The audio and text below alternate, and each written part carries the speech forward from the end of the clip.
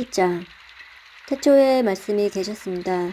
그 말씀은 하나님과 함께 계셨는데 그 말씀은 곧 하나님이셨습니다. 그분은 세상이 창조되기도 전에 하나님과 함께 계셨습니다. 모든 것이 그분을 통하여 지음을 받았습니다. 지음을 받은 것 중에서 어느 것 하나도 그분 없이 지어진 것이 없습니다. 그분 안에는 생명이 있습니다. 그 생명은 세상 사람들을 비추는 빛이었습니다. 그 빛이 어둠 속에서 빛을 발하지만 어둠은 그 빛을 깨닫지 못했습니다. 하나님께로부터 보냄을 받은 요한이라는 사람이 있었습니다. 요한은 그 빛에 대해 증언하여 자기를 통해 모든 사람들이 믿음을 얻도록 하기 위해 보냄을 받은 사람입니다. 요한 자신은 그 빛이 아니었으나 사람들에게 그 빛에 대하여 증언하기 위해 온 것입니다. 참 빛이 있었습니다. 그 빛은 세상에 와서 모든 사람을 비추었습니다. 참 빛이 되신 말씀이 세상에 계셨습니다. 세상은 그분을 통하여 지음을 받았는데도 그분은 알지 못하였습니다. 그분은 자기의 땅에 오셨으나 그의 백성들은 그분을 영접하지 않았습니다. 그러나 누구든지 그분을 영접하는 사람들, 그분의 이름을 믿는 사람들에게는 하나님의 자녀가 되는 자격을 주셨습니다. 좋은 가문에 태어난 사람들만 하나님의 자녀가 되는 것이 아닙니다. 또한 어떤 사람들의 계획이나 바람에 의해서 그리고 그들의 조상으로 말미암아 하나님의 자녀가 된 것도 아닙니다. 다만 그들은 하나님의 자신이 그들의 아버지라는 사실 때문에 하나님의 자녀가 된 것입니다. 말씀이 사람이 되셔서 우리 가운데서 사셨습니다. 우리는 그분의 영광을 보았습니다. 그 영광은 오직 아버지의 독생자만이 가질 수 있는 영광이었습니다. 그 말씀은 은혜와 진리로 충만해 있었습니다. 요한이 그분에 대하여 증언하며 외쳤습니다. 내가 전에 내 뒤에 오시는 분이 계시는데 그분이 나보다 더 위대하신 것은 내가 태어나기 전에 존재하셨기 때문이라고 말했는데 이분이 바로 내가 말한 그분이다. 그분의 충만하신 것에서 우리 모두는 넘치는 은혜를 받았습니다. 그것은 율법이 모세를 통해 주셨지만 은혜와 진리는 예수 그리스도를 통하여 왔기 때문입니다. 지금까지 하나님을 본 사람은 아무도 없었습니다. 그러나 하나님이시며 아버지 곁에 계시던 독생자이신 분이 우리에게 하나님이 어떤 분이신지 알려주셨습니다. 요한이 증언한 내용은 이렇습니다. 예루살렘에 사는 유대인들이 제사장과 레위인 몇 사람을 요한에게 보내어 당신은 누구십니까? 라고 묻게 했습니다. 요한은 그 질문에도 거절하지 않고 대답했습니다. 그는 분명하게 말했습니다. 나는 그리스도가 아닙니다. 그러자 그 사람들이 요한에게 물었습니다. 그럼 도대체 당신은 누구십니까? 엘리야입니까? 요한이 대답했습니다. 아니요, 나는 엘리야가 아닙니다. 그러자 그 사람들이 물었습니다. 장차 오시기로 한 그 예언자입니까? 요한은 또 대답했습니다. 아닙니다. 그러자 그들이 요한에게 말했습니다. 그렇다면 당신은 누구십니까? 우리는 우리를 보낸 사람들에게 보고해야 합니다. 대답해 주십시오. 당신은 자신을 무엇이라고 생각하십니까? 요한은 그 사람들에게 이사야 선지자의 말씀을 인용하여 대답했습니다. 나는 광야에서 주님을 위하여 길을 곱게 만들어라 하고 외치는 사람의 소리입니다. 보냄을 받은 유대 사람들 중에는 바리새인이 보낸 사람이 있었습니다. 그 사람들이 요한에게 물었습니다. 당신이 그리스도도 아니고 엘리야도 아니고 예언자도 아니라며 왜 사람들에게 세례를 줍니까? 요한이 대답했습니다. 나는 사람들에게 물로 세례를 줍니다. 그러나 여러분 가운데도 여러분이 알지 못하는 한 사람이 서 계십니다. 그분은 내 뒤에 오시는 분이시지만 나는 그분의 신발끈을 풀 자격도 없는 사람입니다. 이 모든 것은 요한이 세례를 주던 요단강 동편 베다니에서 일어난 일입니다. 다음날 요한은 자기에게 오시는 예수님을 보고 이렇게 말했습니다. 보십시오. 세상 죄를 지고 가시는 하나님의 어린 양이십니다. 이분이 바로 내가 내 뒤에 오시지만 그분이 나보다 더 위대하신 것은 내가 태어나기 전에 존재하셨기 때문이다 라고 말했던 분입니다. 나도 이분이 누구이신지를 알지 못했습니다. 그러나 내가 물로 세례를 주러 온 이유는 이분을 이스라엘 백성들에게 알리기 위해서입니다. 또 요한이 증거했습니다. 나는 성령께서 비둘기처럼 하늘로부터 내려와 그분 위에 머물러 계신 것을 보았습니다. 나 역시 그분이 그리스도인 것을 알지 못하였습니다. 그러나 나를 보내어 물로 세례를 주라고 하신 분이 너는 그 어떤 사람에게 성령이 내려와 그 위에 머무르는 것을 보며 그 사람이 성령으로 세례를 주실 바로 그분인 줄 알아라 하고 말씀하셨습니다. 나는 그분이 하나님의 아들이신 것을 보았고 그분이 바로 하나님의 아들이라고 증언하셨습니다. 그 다음날 요한은 제자 두 사람과 함께 다시 그 자리에 서 있었습니다. 그는 예수님께서 지나가시는 것을 보고 말했습니다. 보아라, 하나님의 어린 양이시다. 제자 두 사람은 요한이 이렇게 말하는 것을 듣고 예수님을 따라갔습니다. 예수님께서는 몸을 돌려 자기를 따라오는 두 사람을 돌아보며 물으셨습니다. 원하는 것이 무엇이냐? 그들은 랍비님, 사시는 곳이 어디입니까? 라고 말했습니다. 랍비라는 말은 선생이라는 뜻입니다. 예수님께서는 와서 보아라 하고 대답하셨습니다. 그래서 그 두 사람은 예수님과 함께 갔습니다. 그들은 예수님께서 머무르시는 곳을 보았고 그날 예수님과 함께 그곳에서 지냈습니다. 때는 오후 4시쯤이었습니다. 요한에게서 예수님에 대한 이야기를 듣고 예수님을 따른 두 제자 중 한 사람은 시몬 베드로의 동생 안드레였습니다. 안드레가 첫 번째 한 일은 그의 형 시몬을 찾은 일이었습니다. 그는 시몬에게 우리가 메시아를 찾았어 라고 말했습니다. 메시아란 그리스도를 가리키는 말입니다. 그리고 나서 안드레는 시몬을 예수님께 데려왔습니다. 예수님께서는 시몬을 보시고 내가 요한의 아들 시몬이구나. 이제 너를 게바라고 부르겠다 라고 말씀하셨습니다. 게바란 베드로라는 뜻입니다. 다음 날 예수님께서는 갈릴리로 가기를 원하셨습니다. 예수님께서는 빌립을 만나시자 그에게 나를 따라오너라 라고 말씀하셨습니다. 빌립은 안드레와 베드로와 같은 동네의 베세다 사람이었습니다. 빌립은 나다나엘을 만나고는 그에게 이렇게 말했습니다. 모세가 율법책에 썼고 예언자들도 기록한 그분을 우리가 찾았다. 나사렛 사람 요셉의 아들 예수님이 바로 그분이시다.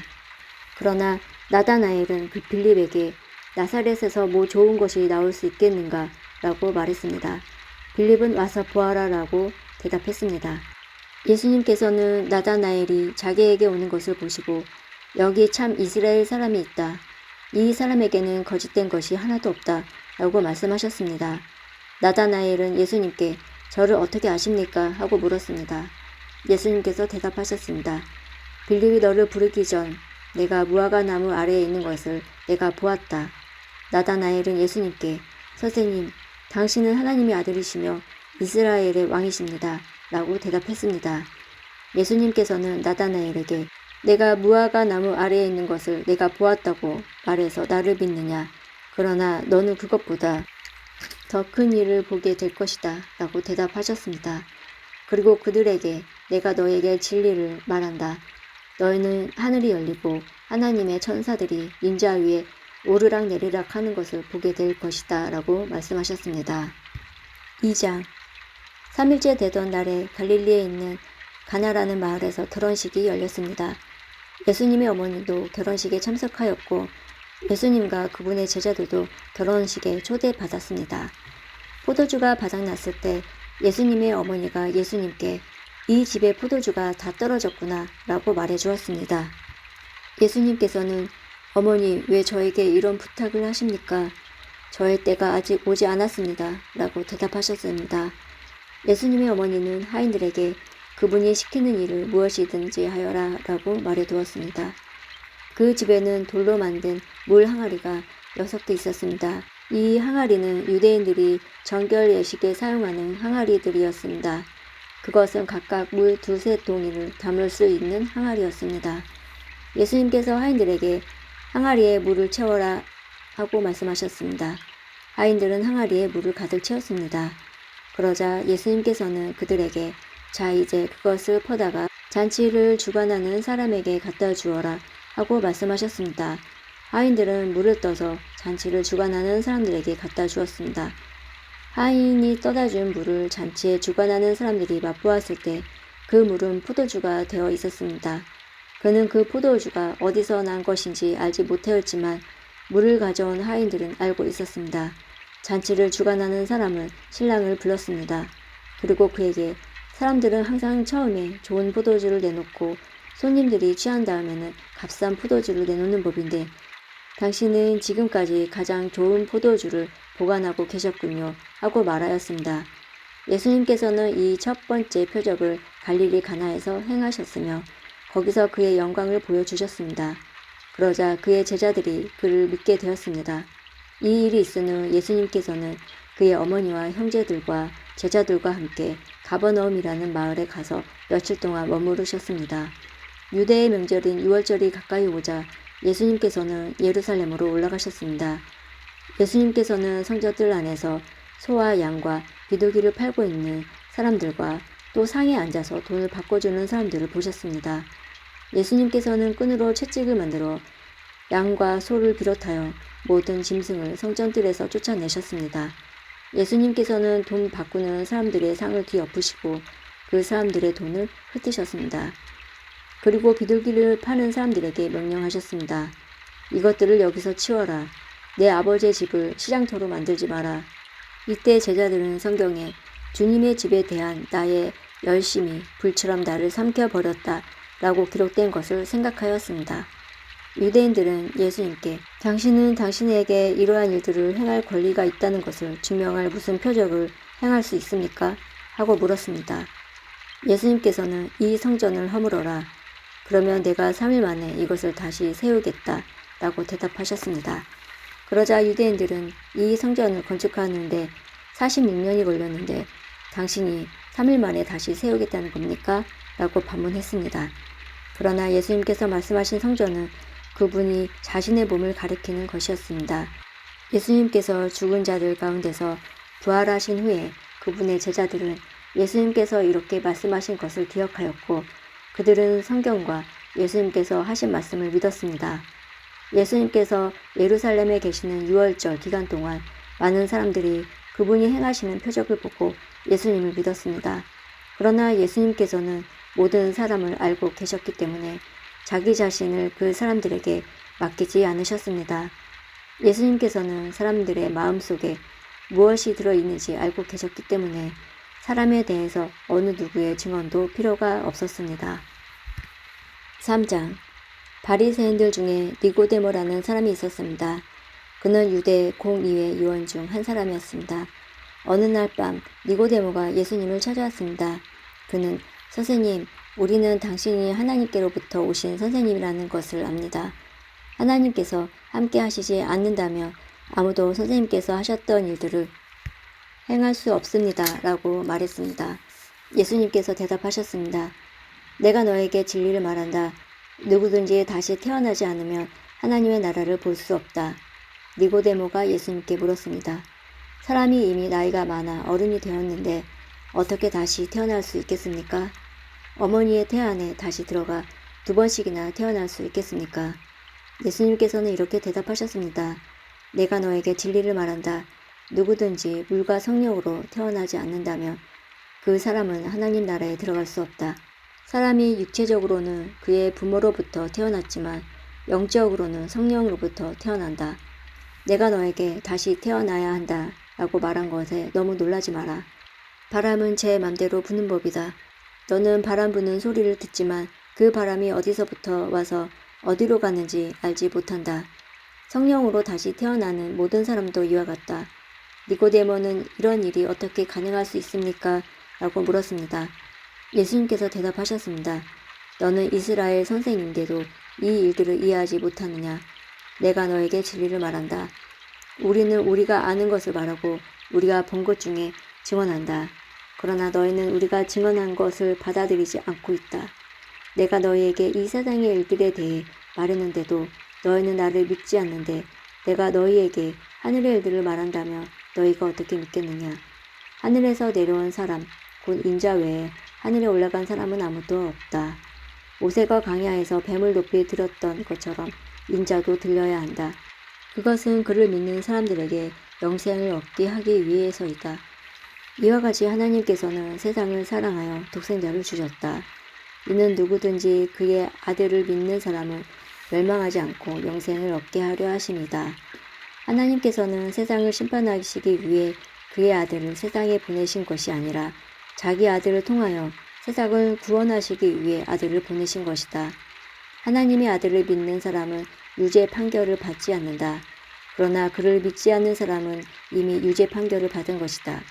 그것은 사람이 하나님의 독생자의 이름을 믿지 않았기 때문이다. 판결 내용은 이렇다. 빛이 세상에 와 있지만 사람들은 빛보다는 어둠을 더 좋아하였다는 것이다. 그들이 어둠을 더 좋아하는 것은 그들의 행위가 악하기 때문이다. 악을 행하는 사람마다 빛을 미워하며 또한 빛으로 말미암아 자기의 행위가 폭로되는 것이 두려워 빛을 향해 나오지 않는다. 그러나 진리를 행하는 사람은 그가 행한 모든 일들이 하나님을 통하여 행한 것이라는 사실을 나타내기 위해서 빛을 향해 나온다. 이 일이 있은 후 예수님과 그의 제자들은 유대 지방으로 갔습니다. 예수님께서는 거기서 그의 제자들과 함께 머무르시면서 사람들에게 세례를 주셨습니다. 세례자 요한도 살렘 근처에 있는 에논에서 세례를 주었습니다. 이는 그곳에 물이 많고 사람들이 계속해서 자기에게 나왔기 때문입니다. 이때는 요한이 아직 감옥에 갇히기 전이었습니다. 요한의 제자들 중 몇 사람과 유대인 사이의 정결 예법에 대해 논쟁이 벌어졌습니다. 그래서 그들은 요한에게서 와서 선생님, 요단강 동편에서 선생님과 함께 계셨던 분, 즉 선생님께서 이전에 증언하셨던 그분이 지금 세례를 주고 계시며 모든 사람들이 그분에게 가고 있습니다. 라고 말했습니다. 요한이 대답했습니다. 하늘의 하나님께서 주지 않으시면 사람은 아무것도 받을 수 없다. 너희들은 나는 그리스도가 아니며 그분보다 앞서 보냄을 받은 사람이다. 라고 말한 것을 들은 증인들이다. 신부의 증인은 신랑이다. 신랑을 기다리며 그가 오는 소리에 귀를 기울이는 신랑의 친구는 신랑의 소리를 듣고 대단히 기뻐한다. 나의 기쁨도 이와 똑같은 것이다. 나의 기쁨이 이제 이루어졌다. 그분은 점점 위대해질 것이고 나는 점점 더 사람들의 관심에서 멀어지게 될 것이다. 위로부터 오신 분은 모든 것 위에 계신 분이다. 땅으로부터 온 사람은 땅에 속하여 땅의 일을 말한다. 그러나 하늘로부터 오신 분은 모든 것이 위에 계신 분이다. 그분은 그가 보고 들었던 것을 증언하신다. 그러나 아무도 그분의 증언을 받아들이지 않는다. 그분의 증거를 받아들이는 사람은 하나님이 참되신 분이라는 사실을 인정한다. 하나님께서 보내신 그분은 하나님의 말씀을 전하신다.